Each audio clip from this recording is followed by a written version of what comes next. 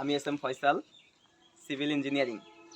তো বরাবরের মতো আজকে আমরা ইটের দেওয়ালের গাঁথুনি নিয়ে আলোচনা করব। তো চলুন শুরু করা যাক। ইটের দেওয়ালের গাঁথুনি সাধারণত স্ট্রেচার বন্ড, ফিলামিশ বন্ড, ইংলিশ বন্ডে হয়ে থাকে। তো 5 ইঞ্চি দেওয়ালের ক্ষেত্রে এখানে স্ট্রেচার বন্ড ব্যবহার করা হয়েছে এবং নিচে যে 10 ইঞ্চি আছে এখানে আমাদের ইংলিশ বন্ড ব্যবহার করা হয়েছে। তো ইটের দেওয়ালের গাঁথুনির জন্য আমাদের আগে থেকে কিছু প্রস্তুতি নিতে হয়। সেটা হচ্ছে ইটকে ভালোভাবে পরিষ্কার করতে হইবে এবং ভালোভাবে ভিজাইতে হইবে। কমপক্ষে 8 ঘন্টা আগে ভিজাই রাখতে হইবে এবং 2 ঘন্টা আগে উঠাইতে হইবে, পানি থেকে উঠাইতে হইবে। তো এটার কারণ কি? যদি আমরা শুকনো ইট ব্যবহার করি তাহলে মশলার যে পানিটা সেটা ইটে চুষে নিবে, এবং যদি আমরা ভিজা মানে একদম ভিজাইয়ে সাথে সাথে নিয়ে এসে আমরা ইটটা ব্যবহার করি তাহলে মশলাটা ইটের দেওয়ালের গা বেয়ে নিচের দিকে পড়বে, যার কারণে সিমেন্টের পানি চলে আসবে, কার্যকরী ক্ষমতা কমে যাবে। তো আমরা এই গাঁথুনি করার জন্য যে বালি ব্যবহার করব, যে বালিটা ব্যবহার করব সেটা হচ্ছে তার এফএম হইবে হচ্ছে 1.5। তো এখন আসি আমরা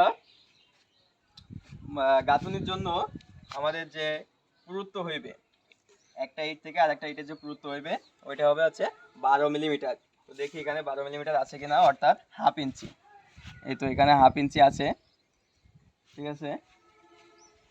এখানে আমাদের জোড়ের পুরুত্ব একটা থেকে আরেকটার মশলার পরিমাণ আছে হাফ ইঞ্চি।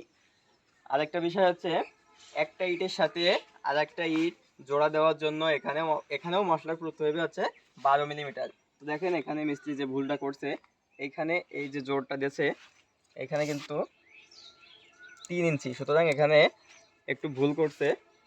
জোড়ের পুরুত্বটা 12 মিলির জায়গায় 3 ইঞ্চি হয়ে গেছে।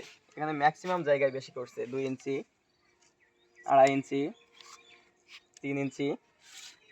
এটা করা উচিত হয় নাই। কেন উচিত হয় নাই? এখানে আমাদের নিচ থেকে যে আর্দ্রতাটা উঠবে সেটা হচ্ছে আস্তে আস্তে এই যে জোড়ের পুরুত্বটা বেশি দেওয়া হয়েছে এর মধ্যে দিয়ে উপরের দিকে উঠবে। তো এখানে আরও একটি ভুল হয়েছে, মেজর প্রবলেম, যেটা এখানে একটা ডিপিসি অর্থাৎ ড্যাম্প প্রুফ কোর্স দেওয়া উচিত ছিল। তার কারণ ড্যাম্প প্রুফ কোর্স দিলে দেখেন অলরেডি আমাদের আর্দ্রতা এই পর্যন্ত উঠে আসছে। তো এই আর্দ্রতাটা আমাদের ড্যাম্প প্রুফ কোর্স পর্যন্ত এসে সীমাবদ্ধ হয়ে যেত, উপরের দিকে আর উঠতে পারতো না। তো যেহেতু এখানে ড্যাম্প প্রুফ দেওয়া হয় নাই, প্লাস এখানে জোরের পুরুত্বটা বেশি দেওয়া হয়েছে, সুতরাং আর্দ্রতাটা অবশ্যই সহজেই উপরের দিকে উঠতে পারবে। তো আমাদের গাঁথনির সময় আরেকটা জিনিস খেয়াল রাখতে হইবে। অনেকেই ভাবে, অনেক ক্লায়েন্ট ভাবে একদিনে আমার একটা দেয়াল উঠাই দিতে পারলে সে অনেক খুশি হয়, কিন্তু না। এখানে একবারে আপনি সর্বোচ্চ 3 ফিট গাঁথনি করতে পারবেন এবং একদিনে সর্বোচ্চ হলে 4.5 থেকে 5 ফিট আপনি ইটের গাঁথনি করতে পারবেন, তার বেশি করা উচিত নয়। তো ইটের গাঁথনি করার সময় এগুলো খেয়াল রাখতে হবে। এই যে সিলমোহরটা থাকে, সিলমোহরটাও উপরের দিকে থাকবে এবং এর উপরে ধাপে ধাপে ইট গাঁথনি হইবে। তো আরও হচ্ছে আরও কিছু বিষয় আমাদের খেয়াল রাখতে হইবে।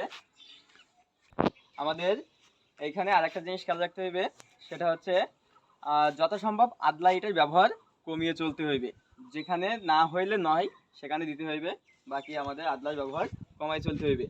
আর সর্বশেষ যে বিষয়টা বলবো সেটা হচ্ছে কিউরিং, যেটা আমরা আসলেই এটা অনেক সময় অলসতা করি, ক্লায়েন্ট অনেক সময় অলসতা করে পানি দেওয়ার জন্য। তো এই পানি দেওয়ার জন্য যে মানে দেওয়ালে যে পানি দেওয়া হয় এটাকে বলা হচ্ছে কিউরিং। তো এই কিউরিং কমপক্ষে 7 দিন করতেই হইবে। দিনে সকালে, দুপুরে এবং রাতে 3 বার করলে ভালো হয়। তার কারণ অনেকে ভাবে সকালে আর রাত্রে করলেই হয়, নট। এখানে আমাদের দুপুরের সময় আর বর্তমান যে তাপমাত্রা পড়তে আছে, তো দুপুরের সময় দেওয়ালটা ফাটার সম্ভাবনা বেশি থাকবে যদি আমরা কিউরিং না করি, পর্যাপ্তভাবে পানি না দেই। তো এই কিউরিংটা দেওয়ালের জন্য অনেক গুরুত্বপূর্ণ।